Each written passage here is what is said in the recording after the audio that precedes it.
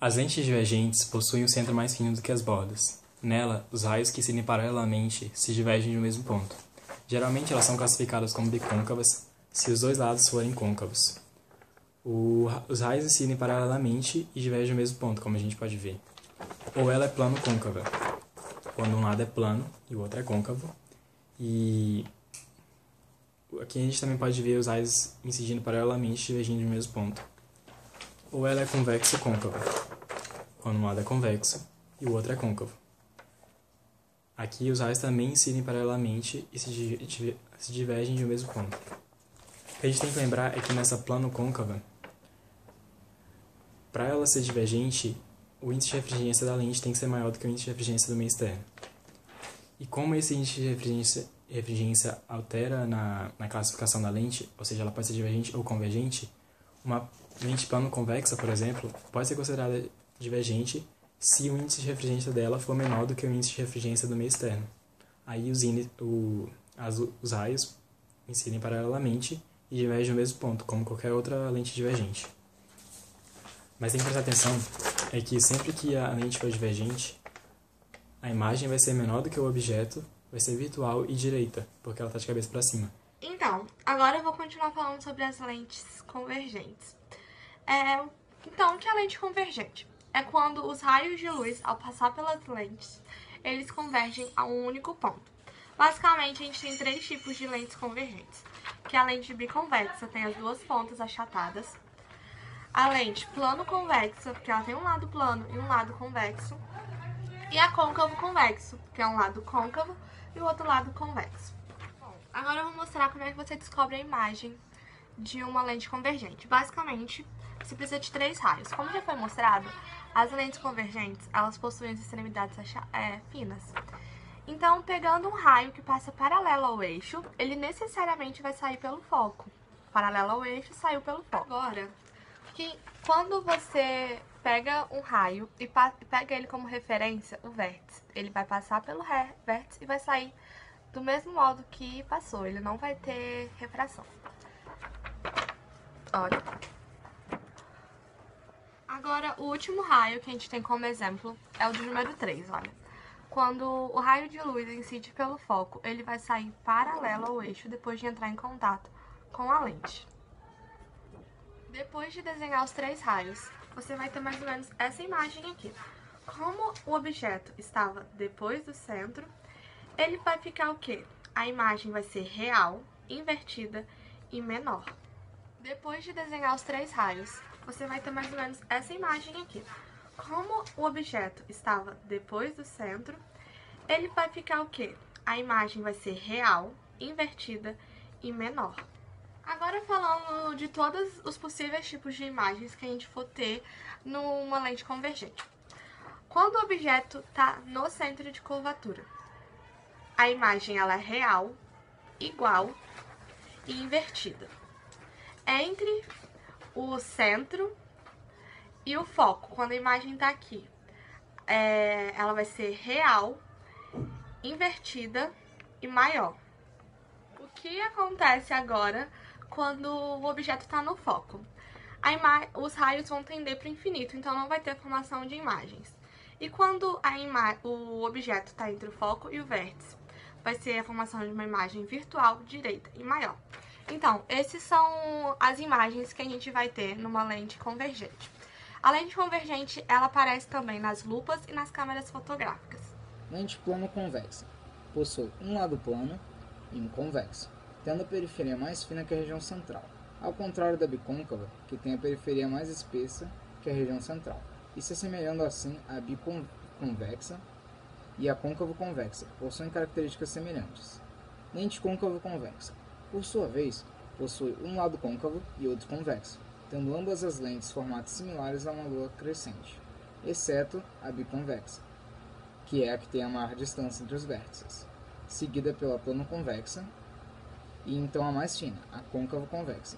Na questão da imagem, a de qualquer lente convexa será virtual, menor e direita, sempre se baseando no objeto que está à sua frente.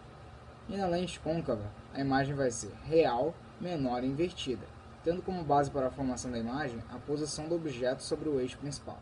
Quando começou o comércio das lentes, mais ou menos no final do século XIII, a criação e melhoria das lentes eram feitas baseadas em dados empíricos. Eu aumentava a curvatura desse lado aqui e o foco diminuía, tipo isso. Então, deve ter alguma correlação entre os dois. Foi aí que decidiram formalizar como mudanças no aspecto da lente mudam as propriedades dela. E a equação que fizeram para isso ficou conhecida como equação dos fabricantes das lentes. Muito criativo. Então, vamos achar a equação. Eu vou usar essa lente pra gente achar a equação, mas como é difícil achar o centro de curvatura, o foco dela, eu vou colocar ela no papel. Botar esse M aqui em evidência, passar dividindo, damos que 1 sobre P mais 1 sobre P' é igual a NL menos NM sobre NM vezes 1 sobre R1 menos 1 sobre R2. Isso daqui é a equação de Gauss, ou seja, isso é igual a 1 sobre F, que é a dioptria. Então, isso sendo igual a isso, é a equação dos fabricantes de lentes, como conhecemos. Geralmente as lentes são usadas no ar, onde o índice de refração é 1. Então, a forma mais conhecida dessa equação é NL menos 1 vezes 1 sobre R1 menos 1 sobre R2. Agora, se nós usarmos essa distância D, essa fórmula vai ficar um pouco diferente. Isso daqui, esse parênteses vira um mais N menos 1, NL menos 1 vezes D sobre NL vezes R1, R2. Como você pode ver nessa lente aqui, o raio dessas superfícies aqui, imagina que essa superfície é a superfície de um círculo. O raio dessas superfícies são muito maiores do que essa distância aqui. Então, quando colocamos isso aqui, temos um número pequeno dividido por a multiplicação de dois números que já são muito maiores que esse outro. Então, geralmente, essa parte aqui é cortada fora. Agora, o que isso nos diz? O que essa forma pode nos dizer? Bom, que se o índice de refração do meio for maior que o índice de refração da lente, isso daqui vai ser negativo. Ou seja, o foco vai ser negativo e a lente vai se tornar divergente. Isso se isso for positivo. Se isso também for negativo, então negativo com negativo vai ficar positivo e essa lente vai ser convergente.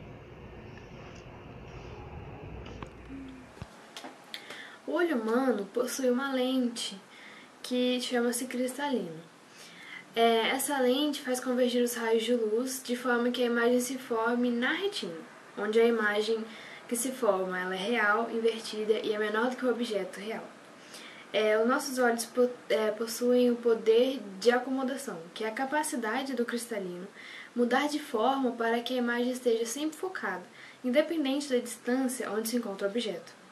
Porém, algumas pessoas possuem certos tipos de problemas de visão, mas eles podem ser ajustados de acordo com o tipo de lente que os médicos recomendam para que a pessoa use, de acordo com o seu problema de visão.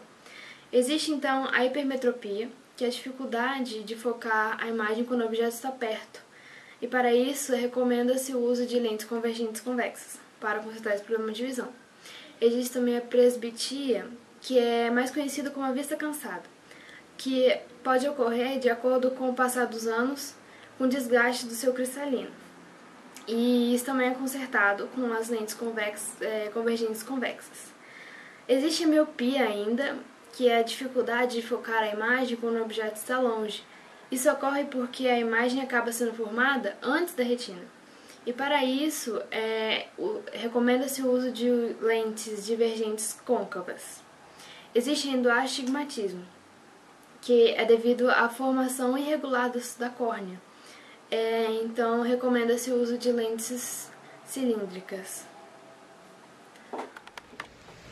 Os primeiros microscópios foram os microscópios simples, que eram limitados a uma única lente e foram construídos na metade do século XV.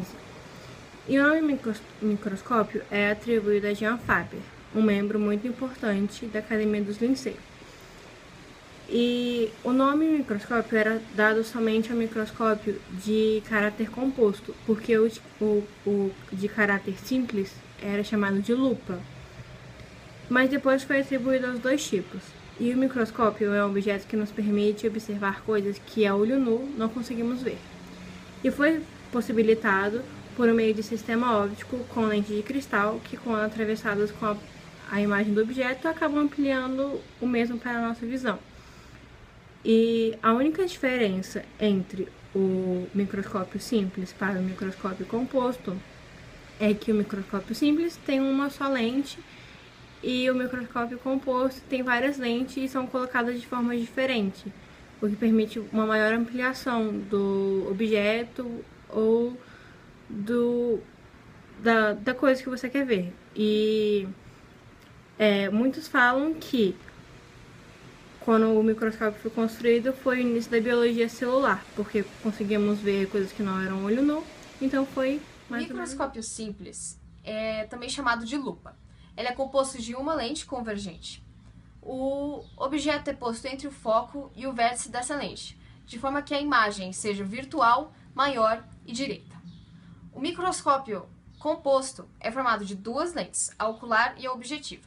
A objetiva fica mais próxima do objeto e forma uma imagem real, maior e invertida. Essa imagem real, ela serve como objeto para a segunda lente, a lente ocular, que forma uma imagem virtual, maior e direita, com relação à imagem real formada pela lente objetiva.